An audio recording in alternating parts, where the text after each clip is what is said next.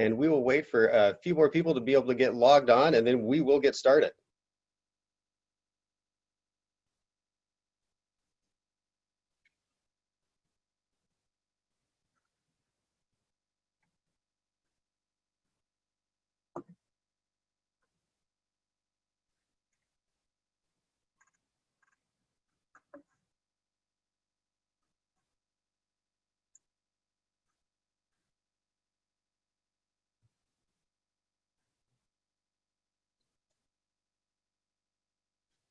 Good morning, good afternoon, everyone, and thank you for joining us for Democracy for All with Fair Fight.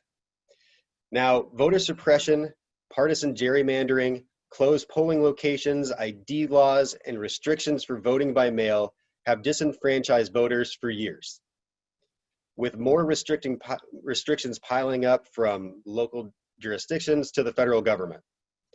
The COVID-19 pandemic has created further hurdles for for voters as we approach the election in November. The recent countrywide protests in response to systematic racism shines a light on the importance of an accessible and fair vote.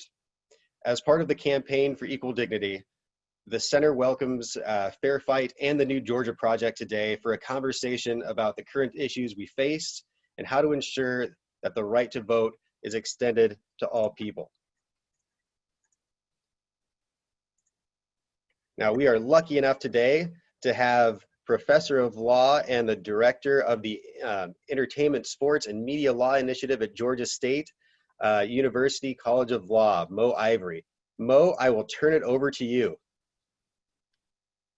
Hello, everybody, and thank you so much for joining us today. And thank you, Cam, for that introduction. And I'd like to say today, I'm not here in my capacity as a professor at Georgia State, but more in my capacity as an activist and a consultant to both Fair Fight Action and to Fair Count and several other campaigns of importance in this cycle. So I'm very happy to be here. The recent Georgia primary elections garnered national attention for the incredibly long lines in some areas and the widespread technical difficulties with the new voting machines. We all saw the coverage of that, and we continue to see that. The vote is the backbone of our democracy and should be afforded to and utilized by all of our citizens. Our two panelists today, who I'm so happy to welcome, are working to ensure a fair opportunity to make their voices heard, really make everybody's voices heard through the vote, and to register as many eligible voters as possible. It's my distinct pleasure to introduce first a woman that I know very well and who I work with, Hawley. In 2018, Hillary joined the coordinated campaign with the Abrams for Governor campaign as a part of the communications and digital team. She was there to ensure that Georgia activists and the movement family was represented and involved in Georgia's historic campaign.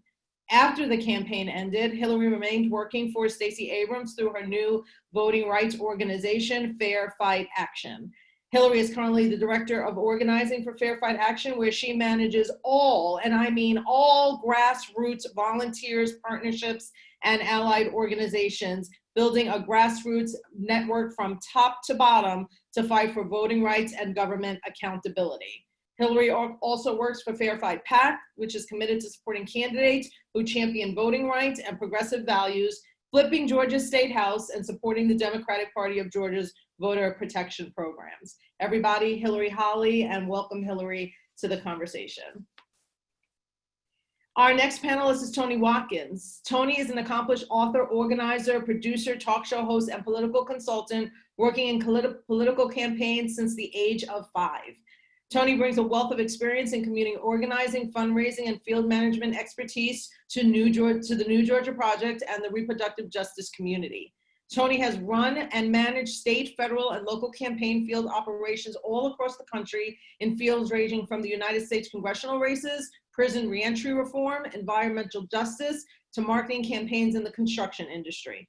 Tony has immersed herself in a cornucopia of industries to guarantee a wealth of knowledge and experience to guarantee a successful right for reproductive health and voting equity is won across the state of Georgia. Thank you both for being here today. So let's get right into it so we can maximize the time that we have. And I want to just go straight to Hillary and ask, tell us a little bit about Fair Fight and the background and how and why they got started and exactly what you do in that fight every day. Well, first I want to say thank you so much to the National Center for Civil and Human Rights for having me. I actually interned for you all when I first graduated from college, so it's nice to be back home. And thank you, Mo Ivory, for the great introduction. So Fair Fight Action stemmed right after the November 2018 midterms, where we saw rampant voter suppression here in the state of Georgia. And under the leadership of Stacey Abrams, we knew that with all the momentum and hope that Georgians had seen for the first time in many years, we couldn't just walk away without ensuring that we fight to fix the system, because we knew that it was bigger than Stacey Abrams. It was about the people of Georgia. And so what we did is we filed a federal lawsuit in December 2018, asking the courts to deem Georgia's election system unconstitutional. And we are also asking for Georgia to be bailed back in under pre-clearance, meaning that anytime the Secretary of State's office wants to make significant policy changes, it has to be approved by the Federal Department of Justice to ensure that it is not discriminatory towards voters, specifically Black, Brown, and voters who struggle with poverty. And so not only did we realize that we had to file a federal lawsuit, but we also had to build an infrastructure around that to run our lawsuit like a campaign. We had to have a communications strategy, education, and then we also had to have a strong advocacy wing. So one thing that we did is we kept in touch with all of the thousands of volunteers who worked very hard in 2018 to elect elected officials, no matter who they were, wanting to elect, to keep them engaged. And so what we did, we trained them up in how to fight for voting rights, both in their county election boards, as well as the Capitol, to make sure that we could advocate for voting reforms or stop bad policies from continuing to happen. And so with that, that's when we now have many programs, such as we call Democracy Warriors, where they go and they will call their elected officials. They will go to county election board meetings, they'll go to state election board meetings, etc. And then we also have our Fair Fight U program, where we engage with over 16 college and universities around the state of Georgia to engage our students and bring them into the advocacy as well. And then we also work very closely with 501c4 voter education, where we make sure that voters have all the information they need when they go to vote. So for example, for this past June 9th, Fair Fight, we texted nearly 1 million Georgia voters, letting them know, this is how you request an absentee ballot. If you want to vote early in person, here are the locations, etc. Because we know it's complicated to vote here. And so that's the idea of Fair Fight. And then the national work that we do is working with voter protection teams in 18 states to make sure that they have full-time voter protection directors who can work with county election boards, work for their Secretary of State, to make sure that voters have access to a hotline that they can call if they have any questions or concerns. Because that's what really made the difference in 2018, is having a place where voters can go and get the help they need. And so we knew that that had to be expanded nationwide to prepare for 2020. So that's the collective work of Fair Fight.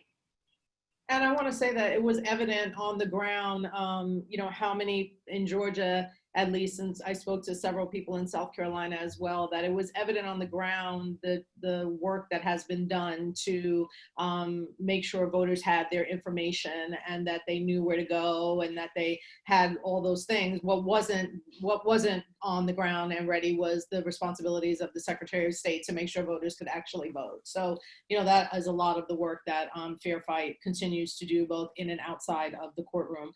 Let's go to Tony. Tell us all about the New Georgia Project and how it got started and what you're doing and what your thoughts are on what you've been through this past week. Yeah, absolutely. Thank you for having me and inviting me, as well as the New Georgia Project, to participate in such an important conversation, and a timely one too. So the New Georgia Project is a C3 nonpartisan effort to register and civically engage the rising electorate. So that's us in one sentence, but it's so much more. So we were founded in 2014, also by Stacey Abrams, before she moved on to Fair Fight. So, and again, that chief responsibility and goal was to try and get every Black and brown person in the state of Georgia registered. It's a big elephant to chew, but how do you do that one bite at a time, right? So that first year, New Georgia Project was able to register 69,000 people, and to date we've registered, over 500,000 people in the state of Georgia to register to vote. So our work manifests in a lot of different ways. I am the reproductive justice organizer, which means that I work specifically in finding voters that care about those 4 pillars of RJ. However, we have campaigns that are specifically geared towards Black men. We have campaigns that are geared towards seniors.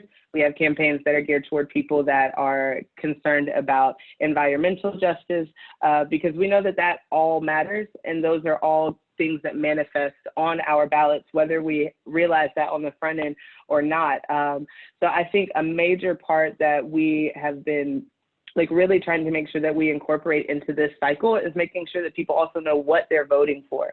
So educating and empowering voters with knowledge and with access to those voting polls and fighting for them day of, which is what we spent a lot of time doing with our comrades from Fair Fight and a few other organizations as well, well into Wednesday after Tuesday's elections, Wednesday morning rather, because to answer the question of the things that we witnessed, having had so much experience, I've never seen people be literally turned away from the polls, from people closing the door at 7 when they know that it's supposed to go until 9, blocking entrance with construction work. It was really devastating and probably one of the most emotional elections that I personally have been a part of. And I don't like to use the word trauma with myself so often, but I was realizing on Wednesday and Thursday, there's a little bit of trauma that people are going to have associated with this. Because for those of us within the New Georgia Project and outside that have been in this work for more than just this cycle, we know that voter suppression is real, but many of us had not seen it manifest this way. So fighting with election protection, engaging people and making sure that they are empowered, as much education about what they are voting for and who they are voting for. Tony, thank you so much. Acknowledging the trauma is so important, what we're all going through right now. I still feel trauma from 2018. And that's still an election. And I certainly feel trauma from Tuesday when I sat at my own precinct and for 12 hours, staying there the 6 more to help others, stay comforted while they had questions and tried to vote. So, and of course did not receive my absentee ballot, which was why I was there in the first place. But let's move on to a question that I want, a lot of times we talk about, why is it so important to vote? And I don't think that people put the connection to how much voting impacts their voting experience the next time, or, what that standing in line this time will impact the next election we go into. So it's not just, should I vote, but actually why you're voting is so important. So speak to the importance and the power in voting and what happens to that power the next time when people can't vote. Go ahead, Hillary, I'll go to you first. So I think you have to elect elected officials who champion voting rights, who want to make sure that if you are an eligible voter, your voice should matter and it counts. And if we are not able to elect people who actually believe in democracy, not only will it mess up, and it will disenfranchise voter in the future, but it can also really have impacts on redistricting and having a well-run census, which will then, will create very disproportionate lines, which will then impact, the funding that your community gets. And so all of it is so connected. And then, so that's why I think, and so if you are able to vote, and then you're able to vote for people who champion voting rights, they can then go in and not only work with the Secretary of State, but they can also be an advocate for their county board of elections.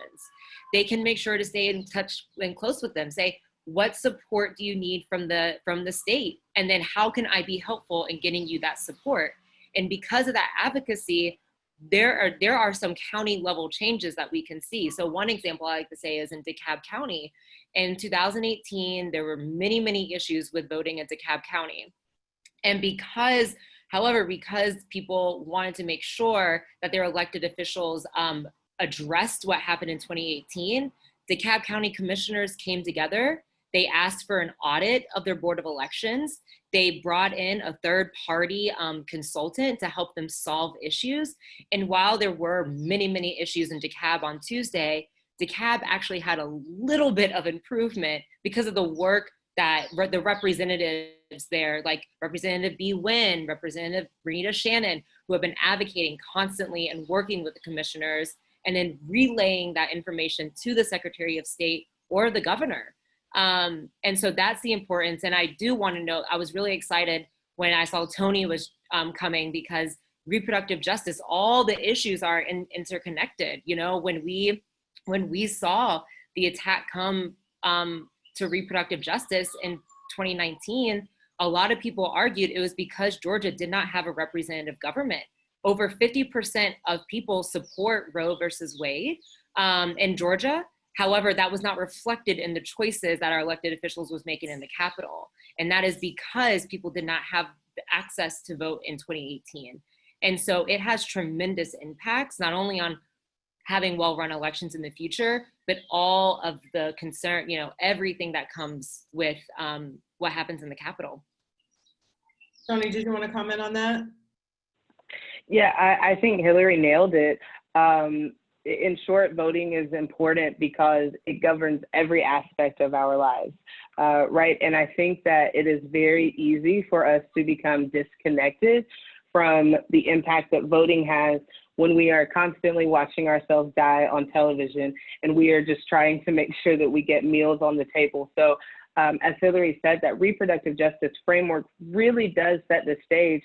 And just for people watching that may not be aware, the 4 pillars of reproductive justice are the right to have a child, to not have a child, bodily autonomy, and the ability to raise your family in safe community with freedom and without fear of persecution. So voting impacts all of those. So when we look at district attorney races, when we look at mayoral races, city council races, those are the people that make the laws that impact our families. The mayor appoints the police chief, we elect the sheriff.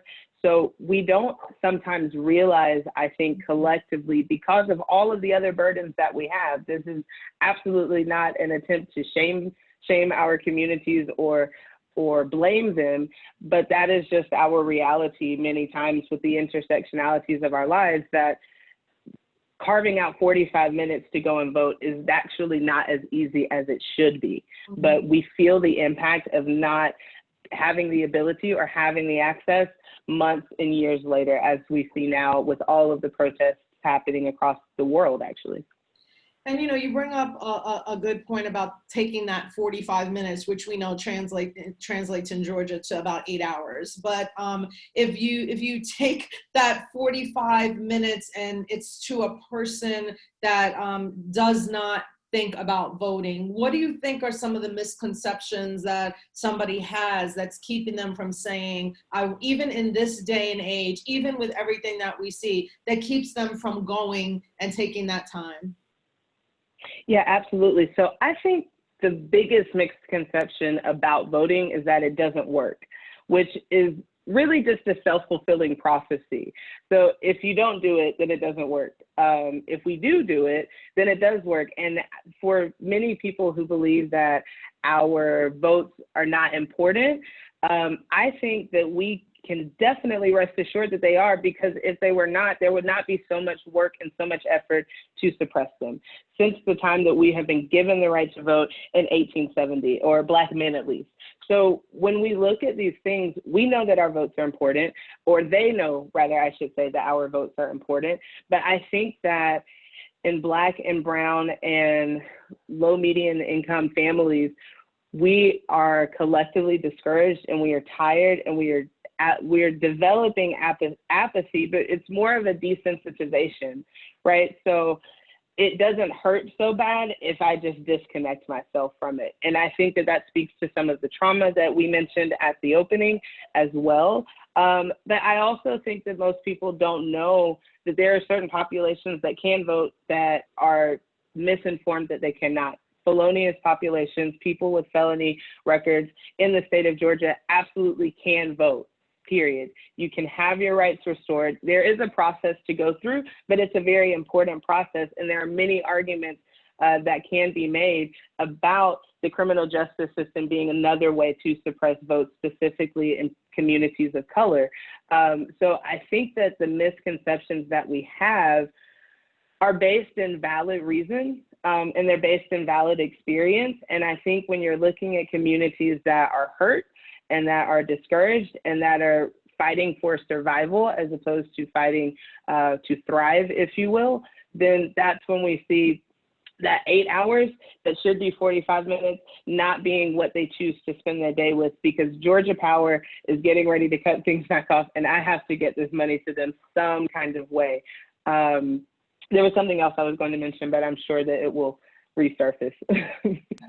I know you have so much in your brain, right? Because there's so much to talk about when it comes to this. And, that brings me to the, word of the day, voter suppression, which sometimes when people are just saying it so callously, it bothers me that people don't realize how serious it is and how much it affects our lives, not just Black and brown people, but everybody, because we're not asking you to vote for any particular person. We're trying to secure your right just to vote. So Hillary, talk to us about what are some of the voter suppression tactics that we're seeing in Georgia and all across the country for that matter.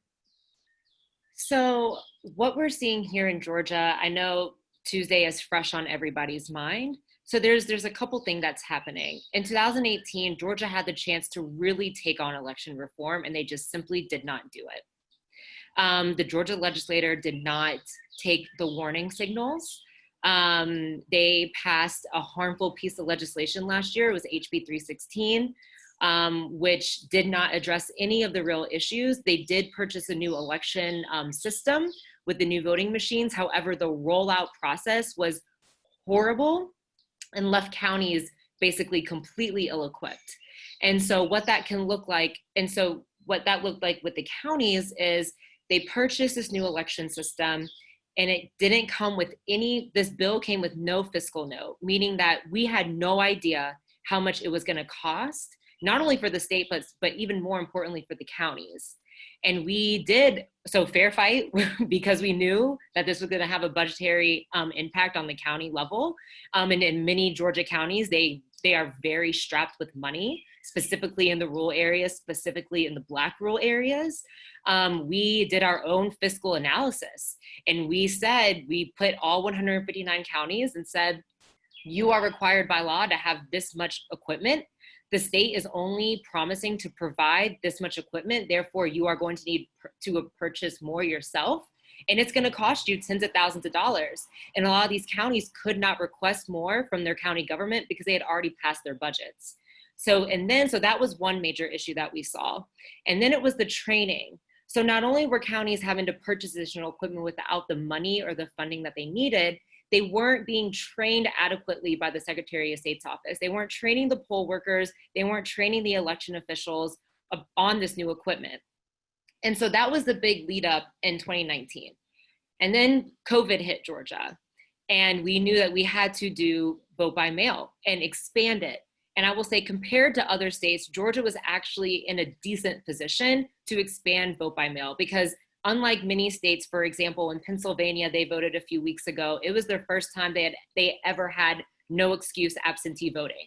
That was simply not the case in Georgia. Anyone can vote absentee, which is great. However, they made it very complicated. They complicated the process and chose to not, and refused to make it easier. So for example, they could have just sent ballots to everybody to complete, fill in, etc. They decided to send applications, and not applications to all registered voters, only applications to active voters. And what that means is there are active voters, and those are people who vote very frequently, and then inactive voters are people who vote infrequently, meaning you can, and how to be inactive is so confusing because the Secretary of State doesn't even follow their own law with this. So for example, with the last voter purge, they were purging inactive voters, and some of them hadn't voted since 2012. And to put that in perspective, that was the last time Barack Obama was on a ticket. So they may not have been moved to vote since then. And so the Secretary of State ignored all those voters, did not send them applications. And then because the Secretary of State's office did not support the counties and this massive increase in the applications coming in, the county struggled to process everything. And I want to be very clear, the Secretary of State is deliberately choosing not to support the counties. And then also what we saw with COVID is a lot of polling locations had to close because schools had to shut down due to safety concerns for the students. And some people just weren't comfortable having that many people inside locations, especially if they were too small. So you couldn't, implement the CDC guidelines to help protect people, the workers and the voters. And so rather than coming together and working with the counties to help them find additional polling locations, they just said, it's up to you, good luck. They didn't help hire more poll workers because a lot of poll workers in Georgia are, retired individuals or elderly individuals. And they were, at the time, that was the highest risk population. And they couldn't be poll workers to protect themselves, which is 100% understandable. But what the state could have done is invested in finding more poll workers, younger voters who, are not immune compromised, to then step in. The Secretary of State chose not to do that. Instead, they actually took out an ad that cost $400,000 to promote themselves rather than use that $400,000 to help hire additional poll workers. That was a deliberate choice. So voter suppression can look very interesting. It's not people with billy clubs and, or we still see police officers at polling locations. On Tuesday, we saw them all over the place, which is a whole nother issue. But it looks a lot different in modern times. It looks like the closing of polling locations. It looks like not supporting your counties, leaving them hanging out to dry. It's more about it has budgetary implications is how they implement the voter suppression tactics. So that's what it looks like today in Georgia. Ooh, Tony, how did voter suppression look from the angle of the New Georgia Project, not only just on Tuesday, but just in general, and specifically to reproductive rights? Yeah, absolutely. It's everything that Hillary said and probably just didn't have time to continue speaking to, right? As I was alluding to, the Fulton County specific, which is where I didn't spend all of my time, but I spent a lot of my time on Tuesday. North and South County were completely different. So there were just very blatant acts of suppression happening. They didn't even have poll booths or polling stations at some locations until midday. They ran out of paper and it took hours to get paper. So we're in the car and we're like, this is normal, right? Can we just take them paper? If that's what the holdup is, this is not a special kind of paper. This isn't like the check paper that you need when you're doing payroll. This is just regular paper. We can handle that. And for those to be problems that people do not correct so very early on, and to make people wait in line for hours and hours and hours, that's a significant issue. The other thing as well, was the poor, and I feel on this level, the blame is bifurcated and falls both on the Secretary of State as well as the Board of Elections, County Board of Elections, when it came to staffing the polls. So waiting until the very last minute, being prideful is really the best way that I can describe the conversations that the New Georgia Project had with the county when we were explaining to them, we have people, we can send people to these polls to help do the job. And this is on the third or fourth day of early voting when we're seeing these problems immediately in South County. And they're like, no, we don't want to do that. We don't want to do another training. And then we see 4 days before Election Day, over the weekend, all over social media, they're scrambling to find workers that we later learned on the Board of Elections call yesterday were given a video that lasted about an hour, no direction, no facilitator in that video, just, you know, getting through. And then I think you had to get like 8 out of 10 questions right to pass the poll. So it looks like those things, I think, and there's a comment in the Q&A that speaks to this as well. I also think that it comes from not running, or from parties not running candidates in areas that represent those areas. So to Hillary's earlier point of the suppression tool used to exclude people that would have voted that were moved by President Obama, a lot of voters are not moved by their candidates. So when we see diet racism and racism combo as our options, it's really hard to convince people to go and vote for someone that they don't think will represent any of their interests, when they don't see themselves represented on either ballot or anywhere on a November ballot. So I think that it looks like a lot of things. I think it looks like exhausting people, confusing people, giving them a literal runaround, telling older voters that we no longer move you to the front of the line if you're disabled and 75. I think it looks like cramming people in an 8x10 room so that maybe this was not a suppression tactic for June, but perhaps it is for November, because we know how COVID is impacting our communities. So I have an image that I took at one precinct where there's about 15 or 20 people, no masks provided. And I'm personally getting tested for COVID tomorrow because I have no idea what I was exposed to, because there were no precautions. So when you give people the option of choosing their health over their vote, I think that's a really, really profound way to suppress the vote as well. Absolutely. And just basic incompetence, kind of what Yes. you're saying. You know, when I'll not say who it was from the Fulton County BOE and Commission who I spoke to at one of the locations, and I simply said, why do we only have 4 workers? And they were like, well, you know, COVID. And I was thinking, like, I think that's a problem we could have solved. And that many Absolutely. organizations know how to solve like a lack of worker problem, because I don't know, there's hundreds of volunteers. So it's just like basic incompetence. But I did want to stretch into the Q&A a little bit, although we can't take all the questions, and I'm sorry for that, but we will get your questions answered, and ask Hillary specifically about SB 463 right now, that kind of is at the crux of this issue. Yeah, so, you know, after Tuesday, a lot of people were feeling hopeless, which I 100% understand. That's what happens when people are traumatized while trying to exercise the right to vote. However, we are in a very unique position in Georgia after the fallout, specifically because on Monday, the Georgia legislature will be back in session for 11 days.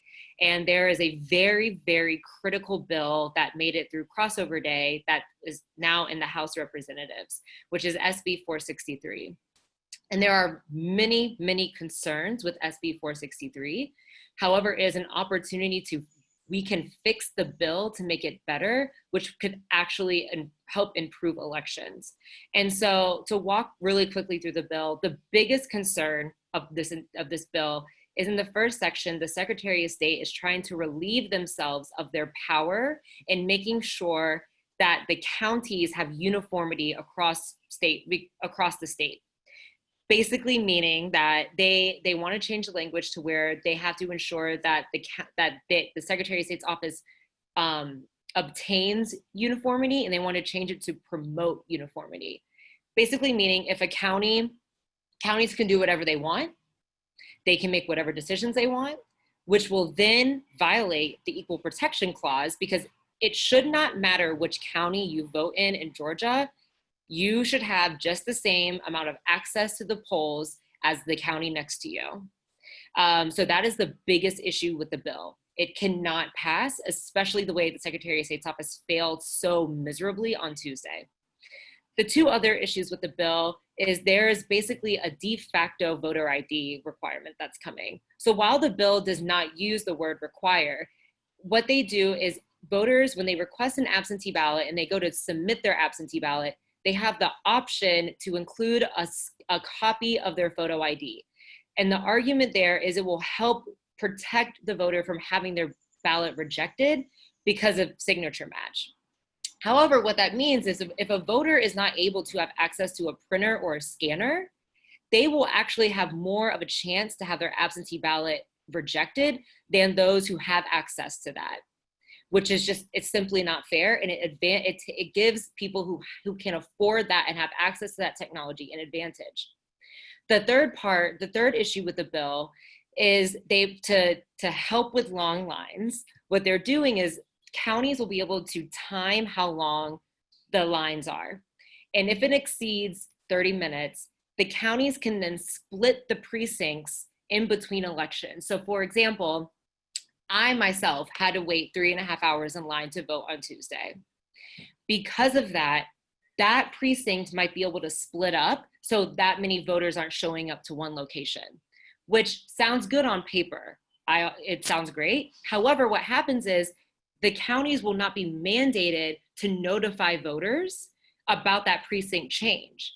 And if they don't have time to look up their location, or they know how to look up their location because they don't have internet, or they just, they don't have that, they don't know that resource exists, they will show up at the same place they did a few months ago to vote, and then they will wait in another line. And then when they get to the front, they're going to be told, oh, actually, you're not supposed to be here. You're supposed to be across town. And if you have to go back to work, you might not be able to go. You're going to have to choose between, do I go back to work or do I vote? Do I lose money or do I go vote? And so that's simply not the solution for helping long lines. However, if they were to, make it so that the counties or the state they're mandated to notify voters in a sufficient amount of time, to be very clear, then that can help voters find a way. So SB 463 is extremely problematic. However, instead of using the word, like, we just want you to oppose the bill, we are wanting people to call their state legislator and help fix the bill. Because usually Fair Fight, we would be like, you know what, this is a horrible bill, let's just fight it and try to get rid of it. But November is coming up and voters cannot go through what they went through on Tuesday. It impacted every voter. I mean, we have the Speaker of the House who is very problematic when it comes to voting rights. I want to be very clear. However, he even put out a statement saying something needs to change for November, which is extraordinary. So we do have the opportunity to fix this bill and help voters in November. It won't solve all the issues, but like Stacey likes to say, it will be a chance to mitigate a lot of the issues. Thank you so much, Hillary, for explaining that. Because on the surface, if you read it and you think, oh, split the precincts, people can, go here or there, and then you break it down, I've been waiting in line and now I have to go somewhere else, is exactly a voter suppression tactic built in to look like it's not. So thank you so much for explaining that to us. I want to ask Tony, how have the pandemic, COVID-19, and the protests, the unrest to the police brutality in our country, and affected the hurdles regarding voting and voter suppression in this kind of climate? Yeah, absolutely. Excuse me. One of the hashtags that the RJ campaign with the NGP started using was actually protest to the polls, or protest from the polls, because when we saw such a groundswell, not only in Georgia, but across the country happen, that created a lot of mixed feelings, right? We were like, wow, okay, there's some potentially optimal synergy created from these protests. But then the second thought, as far as voting was concerned, the synergy that existed between people realizing that they needed to take action, and so many nationwide elections happening at the same time. But then the second thing that we realized is everybody is sick. or exposed at least to being sick. And it is, I think we have to wait and see what's going to happen. But, there are conspiracy theories, and this is not the position of New Georgia Project or even mine necessarily, but I do think that, sometimes conspiracy theories are dogs that hunt. So when people are looking at this perfect storm of what's happening to Black people, we have COVID coming out and it's impacting our communities, and then you're killing our people. So we need to make sure that that we don't want that to happen. So now we're going to come together collectively and let you know in the streets. We're also going to try and come together collectively to let you know in the polls, but you are putting us in a situation where we don't have access to healthcare many times in our community. We are not in a state that supports Medicaid and Medicare expansion the way that it would be greatly progressive. And then we also know that the governor moved the burden of unemployment insurance and all of the things protecting employers and employees during COVID back into the hands of the employers. So again, it's just a perfect maelstrom and perfect storm of all of the things that could go wrong for people of color culminating at one time. So I think that I'm a little bit hesitant to say that COVID and protesting were in a meaningful or intentional form of voter suppression, but I certainly think that it was a positive consequence for those occupying oppressive and suppressive posturing. So I think that it was really difficult. And I mean, honestly, if you're in a group that wants to stop Black and brown people from voting, this is perfect for you, because we're either going to be exhausted from 8 hours at the poll or being on top of each other. We're not even going to make it. Like, we know the mortality rate of COVID-19 and how it is impacting people. So it is a very sound argument. I think that we will have to see how it manifests as we go into November and into the January runoff. How did COVID end up impacting the amount of people that were even just alive to vote in these communities? So I think that it's a little too early for me to pull the trigger today, but I definitely, I guess, have that bullet in the chamber, if you will, and I'm waiting for the appropriate time to say definitively that I do think that contributed totally or significantly to voter suppression, because I think that we're going to see it in November and in January and going into 2021, because we will not be alive. Ooh, that's heavy. Hillary, how do a lot of people after Tuesday started saying, well, this is the reason why so many people showed up, because of their rage, with the police brutality case of George Floyd and so many others, Ahmaud Arbery and Breonna Taylor, and they don't see it as like a voter suppression. No, this is why people showed up at the polls. But what do you think about, COVID and the environment of protesting right now and reform that everybody is looking for impacting the elections in November? So, I mean, one of the first responses that we got from many elected officials was telling everyone to go and vote. And that is a very easy suggestion. However, you have to acknowledge that it's actually hard to vote. And some people that have been protesting have been voting for years. So the first step is acknowledgement. You have to acknowledge that voting might not solve all the issues.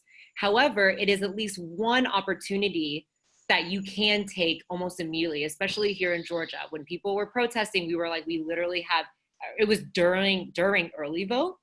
So while it's not the only thing that can happen, it is actually something that you can do.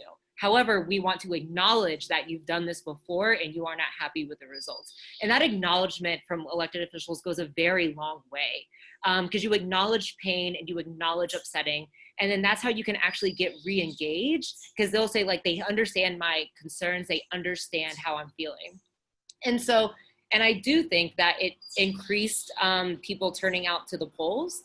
However, a lot of people turnout was already almost historically high during early vote before the protests started happening. And we saw that with the amount of absentee ballots that were being requested. It wasn't just because the Secretary of State submitted all of them. It was that the fact that people were actually engaging. very early on. But however, because the process was so horrible and the state failed to support the counties, thousands of voters never got their absentee ballot, which then forced everyone to vote in person, including many of my coworkers. Stacey Abrams requested an absentee ballot and the envelope they sent her was faulty. So she ended up having to vote in person on Tuesday. It affected everybody. And so I was very happy to see people coming out and voting because they had been so upset on the news. But here in Georgia, we have seen people wanting to be engaged for many years because a shift really happened in 2018 when people started acknowledging people's pain, acknowledging their frustrations and talking to them and investing in them at very early and very authentically. And that has simply not changed because of the work like New Georgia Project and so many other wonderful organizations here in Georgia to keep them engaged. And so I hope that, people come back out. We have runoffs on November 11th here in Georgia. And then we have a general election in November. And however, we have to make sure that when we talk to people protesting in the streets, they are in pain. And we cannot just yell and scream at them to go and vote. We have to have the conversation and we have to admit that it has not been sufficient in the past, but we can work together to make sure that changes. Excellent. Can you just say that date again for the runoff for folks? Yep. So it's August 11th, and I would suggest you can request your absentee ballot right now. So if you want to vote in the runoff and you want to vote absentee, you can go to the Secretary of State's website right now and request your absentee ballot, and hopefully it will arrive in the mail on time. Thank you so much, and that's a big hopefully. Let's get to some actions that the folks who are listening. I want to acknowledge everybody who is joining this call today. Thank you so much. We see your questions and we are hoping to now provide some resources. What are some actions that at home that people can get involved in this fight for democracy and voter rights right from where they are? And I'll start with you, Hillary, because I know you have an organized set of things people can do, and then we'll go straight to Tony to answer the same question. So first and foremost, we have to take advantage of the legislative session right now. So I would really encourage everyone to call your local elected official, call the Speaker of the House's office. I can drop that information in the chat. And then this bill, SB 463, will be first heard in the Governmental Affairs Committee. And the chairman of that committee is Shaw Blackman. And so everyone should be calling the offices and say, please do something to fix this bill, because it is tangible change that we can get before November. And then also, I want to encourage everyone, you can sign up to volunteer. So what Fair Fight is doing right now, we are calling voters who reported issues to us to really get a sense of what voters went through. So then when we're done collecting all these stories, we can look back, take a look, like it's almost like taking a step back and looking at a piece of art or something and saying, what happened and what are the really big buckets we need to do? But until we get all of those stories, we have a good sense already where everything failed, but it's good to have those voices and those stories. So if you want to help us talk to voters and collect their stories, you can go and email organizing@Fair-Fight-Action, and my team will reach out to you to help volunteer. And then I'll be sure to drop in the chat that you can call Speaker David Ralston's office and then call the Governmental Affairs Chairman's office and demand that they fix SB 463. Thank you, Hillary. And so, Tony, what are some of the ways and actions that people can take to get involved in working for a fair democracy for all? Right. So obviously the very first thing is to vote. One thing that my father, who gave me my introduction into this world and where those memories and experiences at 5 years old come from, but one thing that he has always made sure to drill into me is that it is much more dangerous to send someone into a polling booth with no information than to just ask them not to vote at all. So obviously we don't want people to not vote, but I want to start challenging myself and my organization and other organizations as well to really do a more succinct job of letting people know what all of the things that they're voting for are.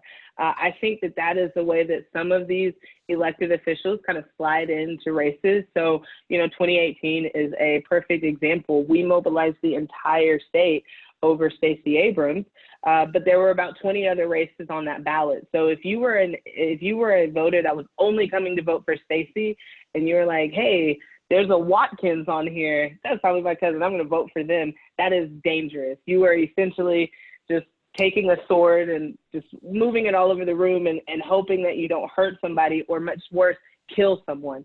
And our lives are at stake. Our livelihood is at stake. So I think voting, registering people in your community to vote, but also doing that and arming them with that information that lets them know what does the Public Service Commissioner do. The Insurance Commissioner wasn't even on our radar until a couple of years ago, but we now understand exactly, as Georgians with cars, what the implications of that commission seat are. In addition to, as Hillary said, there are a lot of organizations, New Georgia Project, Fair Fight, that you can volunteer with. We do training. We are constantly trying to get people armed with information that they can use when they go and poll watch. The other thing too is you can be a poll watcher. You can be a poll worker and be a paid person of your county to sit there and watch the polls. And I think one of the most disheartening things that I took away from the election on Tuesday was that while these people were not the initiators of suppression, the instruments used to carry out the suppression were people that look like us, who were there to work. They're just trying to go to work, because again, we know a lot of people aren't working. But if you are someone that cares about this work and is passionate about this work, that is an excellent way to be involved in the process and be that front line to say, no, that's not ethical what we're doing. That's not legal what you're asking us to do to close these polls. I think that's a great way. And then, again, speaking to that comment about having candidates that move, if you are someone that is qualified for a position, please consider running. We do not have enough good options in a lot of these communities. So when you have diet suppression or a suppression combo, it doesn't feel like much of a choice. But if we are in community with people that have a great law background, that have been public defenders or something like that, let's challenge our friends to run for these offices, to give us options that are going to represent our communities entirely. That is so true. I think many people feel overwhelmed when they go down the ballot and are seeing the sample ballot for the first time when they get up to the window right before they may be getting ready to get processed to vote. And it's disheartening to see one person's name in so many of the categories. And then, just like any normal person would do, become conflicted with, well, do I vote for that person or just leave it blank? Because people keep telling me I have to fill in everything and go down the ballot. But then you feel like, but am I voting for somebody that I really should be voting for? You wouldn't want to just put like Donald Duck in the write-in, because then what is the point of that too? So you feel very powerless when there's only one person to vote for. Sort of the decision is being made for you. And that comes from people not having us not having enough candidates to run. And so I think that's a very good point. Before we go, I wanted to ask the both of you if you have any resource recommendations for everybody who is participating, some important ways that they could educate themselves and know what's going on any of the topics that you talked about today. I'll start with you, Hillary. I think Tony was going to go. Oh, go Tony. Go Tony. No, it's fine. It's fine. I will. They don't just have to be voting websites either. They don't have to just be voting, just even education. Sure. The biggest one that I would like to shout out is the New Georgia Project app. It's constantly improving and getting better, but at the very least, what it will do is arm you with information before you go into your polls. So we have election protection links on there for you to report issues when you are polling. But if you put your address in, it will show you your ballot and give you some information, because again, we are a C3. So we're really just trying to give people the base and give them that opportunity to look deeper for themselves, but at least giving you the names of people that are on your ballots, because I think that's really hard to find comprehensively if you are not savvy on the SOS website. And I'll let Hillary take the rest. No, and so that, I mean, so we created something very similar because there was ultimately zero voter education that came from the Secretary of State's office to prepare for the primaries. We created a website. It's GAVBM, but that is essentially like FAQ. So did you request an absentee ballot and it never came in the mail? This is what you do. Just tons of questions and resources. But that's why it's so great to have organizations like, New Georgia Project, who put together a website to give sample ballots to people, or let them know the candidates. So I'll drop it in. It's gavbm.com. And for us, that is just a resource for how to vote, where you can find where your polling location is, Dropbox location. We're going to be updating. We do update it all the time to keep everyone posted on all this, because it changes constantly, especially with coronavirus. But that's where I like to point people to, because it has so much information. And then it also has the voter protection hotline, which I'm telling you, it makes such a difference to have that resource here in the state. I cannot express other states that don't have it. It's just, sometimes it's unfortunate, but we're fixing that. But yeah, so gavbm.com is education. And that voter protection hotline is 888-730-5816, 888-730-5816. Tony and Hillary, I just want to ask you to give last words as we wrap up and leave our listeners and our participants today with some inspiration about all the work that is being done, because I know you're working so hard.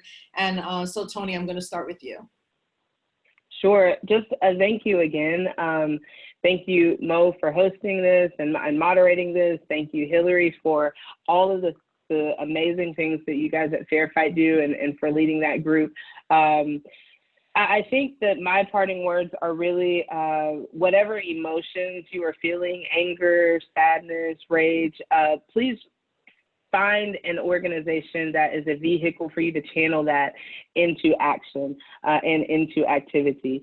It's a really hard time for most people, if not all people, regardless of what we look like. And I think that it's very easy for us to feel paralyzed and very unempowered.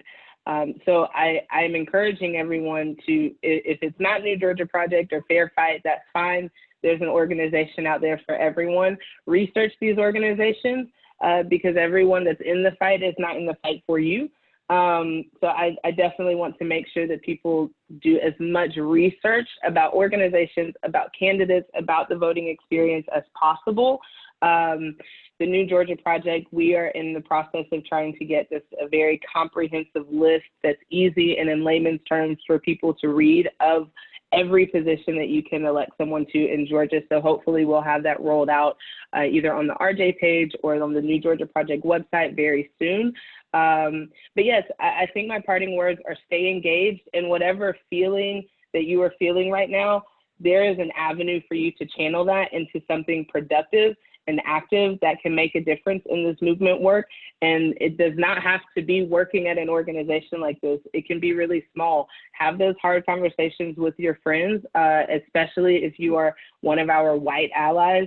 These are the times when we really need you guys to show up and actually ask people of color what they're experiencing are, and then take that back to your communities, because we need to see more than just us out there, and we need to do this all together, because ultimately it's all of our lives that are impacted. Thank you so much, Tony. And Hillary, I know you can offer some words. So what's giving me hope is when we had our poll observers out there, voters were waiting 8 hours, their babies were tired, their kids were tired. But then when they would walk out of the polls and see our volunteers there, they would ask how they could help to make sure that other people don't go through what they went through. And that is powerful. And that is why I love the state of Georgia. We are fighters. It is in our DNA. It's going to be hard. It's going to be traumatizing. We're not going to get all the wins that we want, but we have to keep fighting, and we have to keep fighting because the fight is what keeps people hopeful. If Stacey and our team just walked away after 2018, bitter, and went to go cry, which would have been 100% okay, the hope would have disappeared. And what we hear the most all the time from voters is saying, I'm so glad that someone was there to listen to my story. Mm-hmm. And that matters, because that means that they know we are here for them. And so I am hopeful because the amount of people who want to help, the people who were suppressed themselves want to help. I really think that we are in a critical moment, specifically this summer and leading into November, to get something to make things better. And I think we are at a tipping point in this country, and everyone is now talking about voting rights. And I think I can see a pathway, but it's gonna be hard. There's gonna be tears, and it's gonna be sweaty, but I think that we can do it as long as we drink our water and get a little bit of sleep. We're gonna be able to get through this, y'all. Well, here's that. And because I want to say that you have to take care of yourself, and it is traumatic, and doing things like this provide the hope. And so I want to thank the National Center for Civil and Human Rights for inviting us to participate in this and producing this event, and allowing us to do it on a beautiful Friday afternoon in Georgia. And I want to thank Hillary and Tony especially for your just your hope and your light in this work, and the education and fierceness that you bring to the work that you do. We all see it, and we appreciate you, and we appreciate everybody that participated on this call. So thank you so much. If you have any questions, please reach out to the National Center for Civil and Human Rights, and we acknowledge all the questions that were asked in the Q&A, and you will get your answers to those questions. So everybody have a wonderful Friday afternoon, and thank you so much for joining us.